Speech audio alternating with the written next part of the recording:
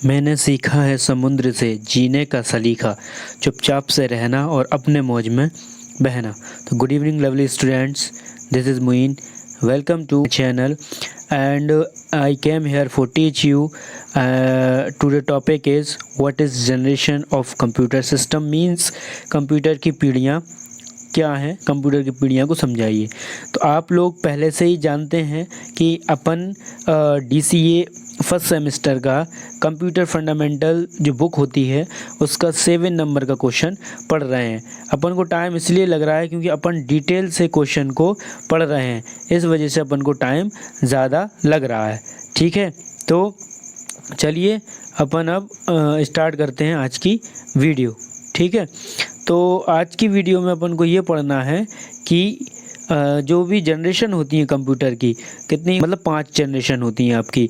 5 generation के अंदर आपको पहली जनरेशन में क्या है और दूसरी जनरेशन में क्या हुआ, चेंजेस, ऐसे चेंजेस होते जाएंगे। तो आपको मेरी एक सलाह याद रखना है कि इस जनरेशन में से, इस वीडियो में से आपको 9 या 10 पॉइंट्स या 6-7 पॉइंट्स ऐसे बनाना है जो आप चेंज कर सके। जैसे फर्स्ट जब आप जनरेशन पढ़ेंगे तो पहली जनरेशन में आपको पता चलेगा कि वैक्यूम ट्यूब का यूज़ हुआ।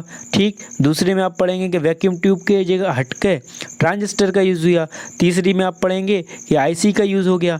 चौथी में आप पढ़ेंगे कि वेरी लार्ज स्केल इंटीग्रेशन का यूज़ हो गया। फिर 5वीं में पढ़ेंगे आपकी अल्ट्रा लार्ज स्केल इसका यूज़ हो गया। तो यहाँ पर ये चेंजेस होते जाएंगे। तो 1 2 3 4 5 में 5 पॉइंट हो गए। तो मतलब कि ऐसे आपकी हर जनरेशन की जो जो खूबियाँ हैं उनको आपको बुलेट्स पॉइंट्स के तौर पर लिखना है। मैंने कुछ मेंशन की हैं पर उसमें कुछ और छूट गई होंगी। फिर जैसे कि लैंग्वेज क्या यूज़ हुई फर्स्ट में, फिर सेकंड में क्या लैंग्वेज हुई, थर्ड में क्या हुई, फिर फोर्थ में क्या हुई, फिफ्थ में क्या हुई। ठीक है, फिर ऐसे ईयर याद कर लेना आप ऐसे कि फर्स्ट की ईयर कितनी है, कहाँ से कहाँ तक है, सेकंड की ईयर कितनी है, थर्ड की ईयर, फोर्थ की ईयर, फिफ्थ की ईयर और फिफ्थ की ईयर, ऐसे आप कर लेना। बहुत सारे पॉइंट्स बन जाएंगे आपके, 8-9 पॉइंट बना लेना, ज़्यादा नहीं। ठीक है, तो इससे क्या होगा, आपका एक रिवीजन हो जाएगा फास्ट। ठीक, एक समरी बन जाएगी आपकी। तो चलिए स्टार्ट करते हैं। पहला क्वेश्चन मतलब कि पहली पीढ़ी के बारे में पढ़ते हैं। फर्स्ट है आपका पहली पीढ़ी, जनरेशन ऑफ कंप्यूटर की फर्स्ट जनरेशन। देखिए पहली जनरेशन, इसमें बहुत मतभेद हैं। ठीक है, कि 1940 से 1956 के बीच में मानी गई है। ये मोटे तौर पर एक माना जाता है। हर बुक के अंदर आपको जनरेशन की जो पीढ़ी है ना, उसकी डेट है कहाँ से कहाँ तक है, वो हमेशा अलग अलग मानी जाती है। ठीक है, तो आपको क्या करना है, आपको ये याद रखना है कि ये जो अवधि मानी गई है वो आगे पीछे हो सकती है थोड़ी थोड़ी, तो आपको उसके हिसाब से ही चलना है। जैसे यहाँ पर है 40 से कितना, 56 के बीच में। कोई कोई बुक में यहाँ पर 46 से 56 है, कहीं कहीं ये 42 से 57 के बीच में है। तो कुछ ऐसे मतलब थोड़े बहुत आगे पीछे चलते रहते हैं। ठीक, तो चलिए आगे पढ़ते हैं कि वैक्यूम ट्यूब पहली पीढ़ी, पहली कंप्यूटर पीढ़ी थी ना, उसमें वैक्यूम ट्यूब का यूज़ किया गया। इसका दूसरा नाम क्या है, थर्मियोनिक बल्ब। मशीन का उपयोग करके इसको क्या गए थे, विकसित किए गए थे। आपको पता है कि जब वैक्यूम ट्यूब क्या होती है, जो पुराने टाइप के जो कंप्यूटर होते थे, इस टाइप के जो पीछे उसमें वो निकला रहता था इस टाइप का। ठीक, पीठ सी निकली रहती थी, उसको क्या से वैक्यूम ट्यूब बोला जाता था। वो क्या करते थे कि जब उनको इलेक्ट्रिसिटी दी जाती थी, लाइट दी जाती थी, तो उसके कोने पे से इलेक्ट्रॉन जनरेट होते थे, और इलेक्ट्रॉन जो आपका जो पर्दा बना होता था टीवी का, मतलब कंप्यूटर का, उस पर्दे में आके टकराते थे और यहाँ टकरा कर एक चित्र प्रदर्शित करते थे, जैसे चित्र बनते थे। ठीक है, तो कंप्यूटर बनाने के लिए लगभग 100 वैक्यूम ट्यूब का इस्तेमाल किया गया। मतलब जो फर्स्ट जनरेशन के कंप्यूटर बने उसमें 100 वैक्यूम ट्यूब का इस्तेमाल किया गया। मुख्य मेमोरी भंडार, अब देखिए भंडारण के लिए मतलब स्टोरेज के लिए कौन सी चीज़ आई, तो भंडारण के लिए आपकी चुंबकीय टैप और चुंबकीय ड्रम, 2 चीज़ें हो गई आपकी। ठीक है, तो चुंबकीय ड्रम और चुंबकीय टैप इसमें इस्तेमाल में आए। मशीनी भाषा का उपयोग प्रोग्रामिंग भाषा के रूप में किया जाता था। तो मशीनी भाषा का उपयोग, किसका भाषा का, प्रोग्रामिंग के लिए फर्स्ट जनरेशन में मशीनी भाषा का उपयोग किया जाता था। ठीक है, अगला आकार। अब आकार देखिए, आकार में बहुत बड़ा होता था। कितना होता था आकार में ये कैसा होता था, बड़ा होता था। ठीक है, जो पूरे कमरे को घेर सकता था। और गति में कितना था, गति में बहुत धीमा था। तो ठीक है, आकार में कैसा था, बड़ा था और गति में बहुत धीमा था। इस प्रणाली को इनपुट छिद्रित कार्ड या पेपर टैप पर आधारित था। ये किस पर आधारित था, मतलब जो इनपुट था, जो आप इनपुट देते थे तो वो किसके माध्यम से देते थे, छिद्रित कार्ड, जिसको अपन पंच कार्ड भी बोलते हैं। ठीक है, पंच कार्ड भी इसको बोला जाता है, और पेपर टैप के माध्यम से दिया जाता। हालांकि आउटपुट प्रिंटर प्रदर्शित करता था। जो आउटपुट था वो किसके माध्यम से मिलता था, आउटपुट प्रिंटर के माध्यम से मिलता था। पहली पीढ़ी के कंप्यूटर बाइनरी कोडेड पर आधारित यानी 0-1 की भाषा में काम करते थे। उदाहरण कौन कौन से हैं, एनियक है, एडवेक है, IBM मतलब कि 650 है। आइए देखिए, ये वाला चित्र होता था, ये वैक्यूम ट्यूब लगी होंगी इसके पीछे, ये है ना, ये पीछे पीछे काम करेंगे। ये आगे का फ्रंट का है जो हिस्सा है ना, ये दिख रहा है आपको, ये फ्रंट का हिस्सा है। पीछे बैक है, इसके अंदर पीछे वैक्यूम ट्यूब लगी होंगी। ठीक है, आइए अब अपन सेकेंड जो जनरेशन है ना उसको अपन कवर कर लेते हैं, पढ़ लेते हैं जल्दी से।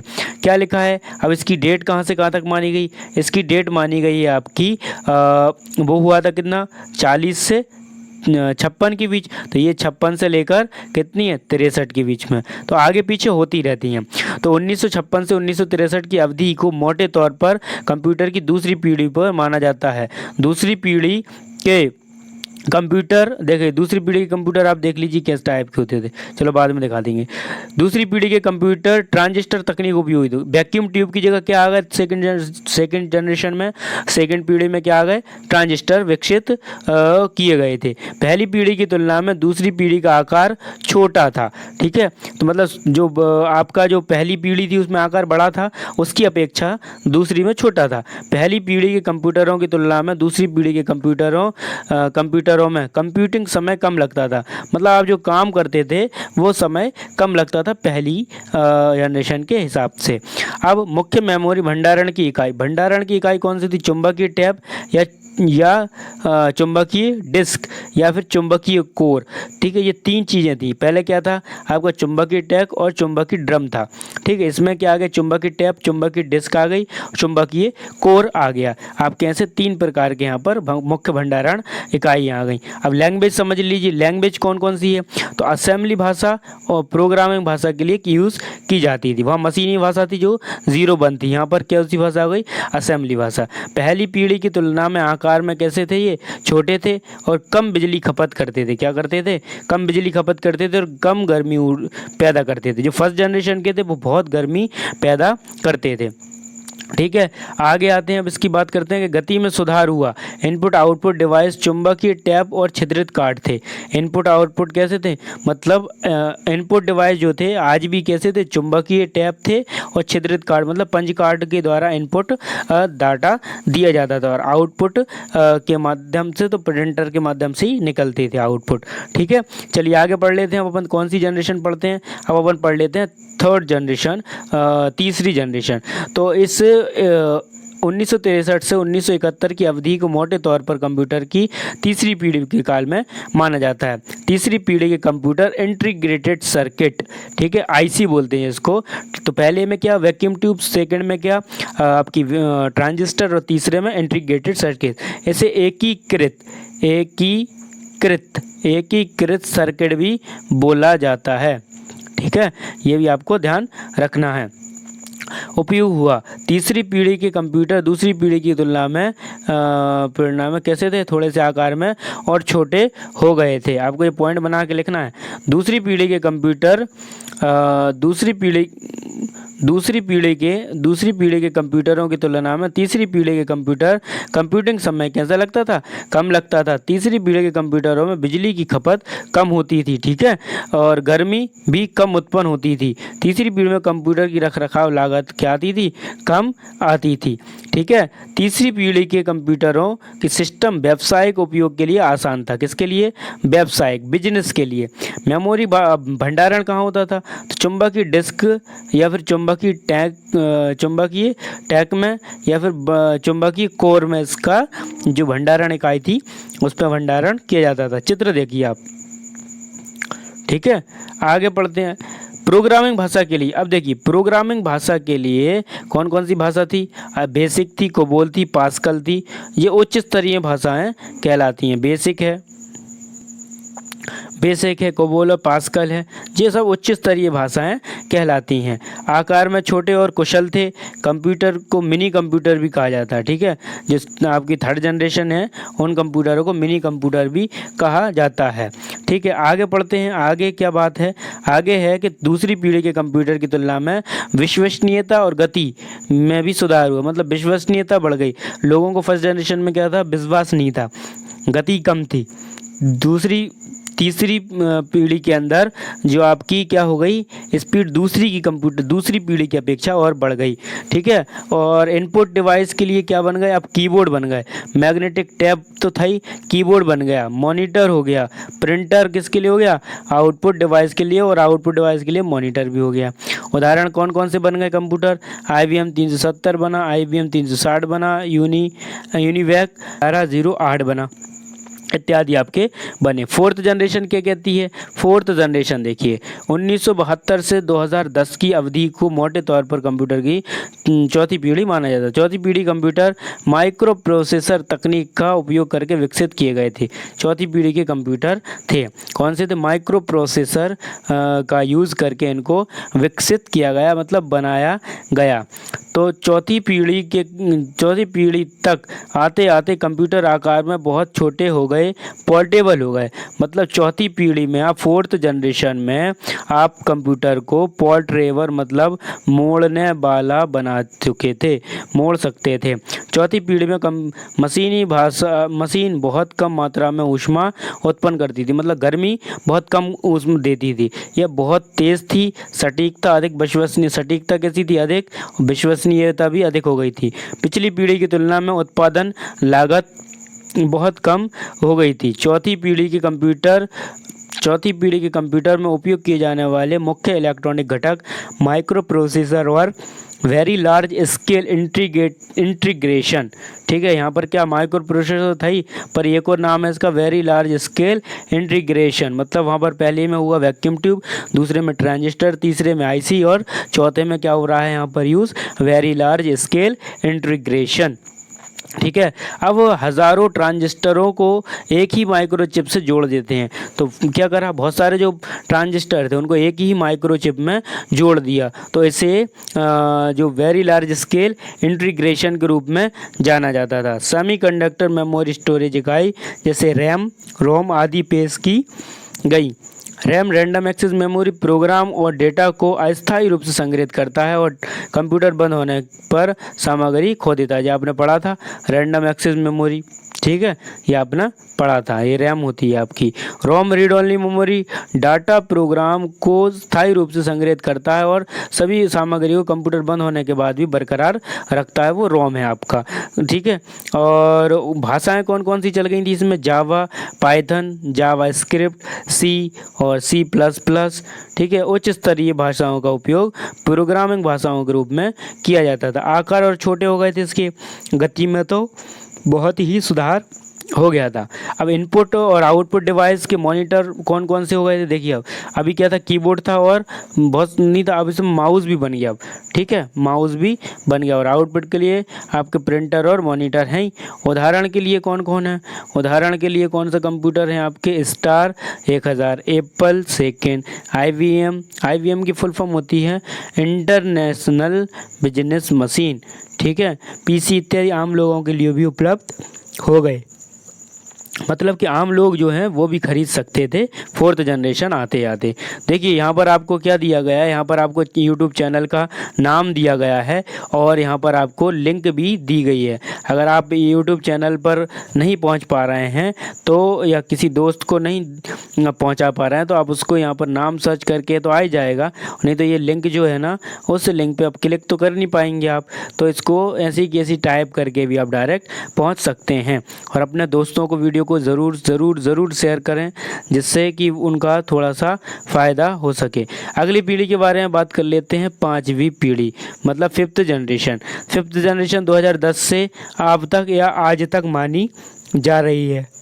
मोटे तौर पर आज के तक उसके बाद की अवधि को मोटे तौर पर कंप्यूटर की 5वीं पीढ़ी माना जाता है। उस समय तक कंप्यूटर पीढ़ी को केवल हार्डवेयर के आधार पर वर्गीकृत किया जाने लगा था, लेकिन 5वीं पीढ़ी तक 5वीं पीढ़ी की तकनीक में सॉफ्टवेयर भी शामिल हो गया था। क्या हो गया था? सॉफ्टवेयर भी आ गए थे, तो वो भी उसके अंदर 5वीं पीढ़ी में शामिल हो गए थे।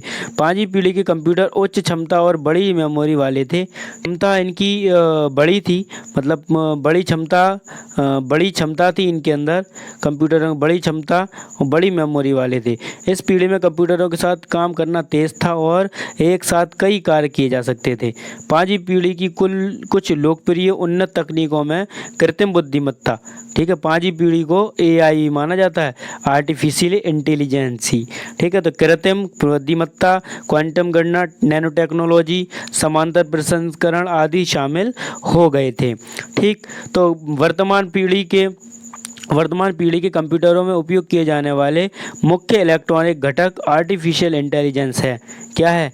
AI है, जो समांतर प्रसंस्करण विधि और अल्ट्रा लार्ज स्केल, ठीक है, क्या यूज़ हो गया? अल्ट्रा लार्ज स्केल इंटीग्रेशन का उपयोग करते हैं। कंप्यूटर की 5वीं पीढ़ी प्राकृतिक मानव भाषा समझती है। जो 5वीं पीढ़ी है ना, वो जो भाषा समझती है वो कौन सी? मानव निर्मित, जो मानव ने प्राकृतिक मानव निर्मित भाषा, कुछ वो प्राकृतिक भाषा समझती है और कुछ जो इंसान ने उसके अंदर फीड की है उस भाषा को समझती है। गति वास्तव में बहुत तेज़ है, गति तो बहुत ही तेज़ है, ठीक है, और आकार भी बहुत छोटा है। 5वीं पीढ़ी के कंप्यूटर पोर्टेबल होते हैं और इनकी भंडारण क्षमता बहुत अधिक होती है। इनपुट के लिए आपका कीबोर्ड, मॉनिटर, टच स्क्रीन बढ़ गया, pen drive, printer, light, scanner, ये सब होगा। और आउटपुट के लिए सिर्फ आपका कौन सा वाला है? जो आउटपुट के लिए प्रिंटर है आपके। उदाहरण कौन कौन बन गया? लैपटॉप आप जानते हो, डेस्कटॉप जिस पे आप कंप्यूटर सीखते हो, टैबलेट जो एक इस टाइप का चौड़ा टाइप का होता है, मोबाइल तो होता है पर वो इस टाइप का होता है, ठीक है। टैबलेट, स्मार्टफोन तो आप जानते ही हो, ये आपके हाथ में ही है जो आप जिससे वीडियो देख रहे हैं। तो इस प्रकार आपका ये देखिए, ये है AI, ठीक। तो इस प्रकार क्या है, आपकी 5 पीढ़ियाँ हो गई। अब इसका जो समरी है वो देख लेते हैं क्या क्या है। देखिए फर्स्ट जनरेशन में क्या है, देखिए फर्स्ट जनरेशन में आपका ये टाइम पीरियड दे रखा और ये क्या क्या बने, क्या क्या किस वजह से बने। तो फर्स्ट जनरेशन कितनी बनी? 1940 से लेके 1950 है ना, वैक्यूम ट्यूब का यूज़ हुआ। सेकंड जनरेशन 1950 से 1960 ट्रांजिस्टर बेस्ड हो गया। थर्ड जनरेशन 1960 टू 1970 तो इंटीग्रेटेड सर्किट मतलब IC का यूज़ हो गया। फोर्थ जनरेशन 1970 सो प्रेजेंट अभी तक वर्तमान तक माइक्रो प्रोसेसर मतलब वेरी लार्ज स्केल इंटीग्रेशन, ठीक। फिर उसके बाद फिफ्थ जनरेशन में आर्टिफिशियल इंटेलिजेंसी मतलब अल्ट्रा लार्ज इंटीग्रेशन से हो गया, ठीक।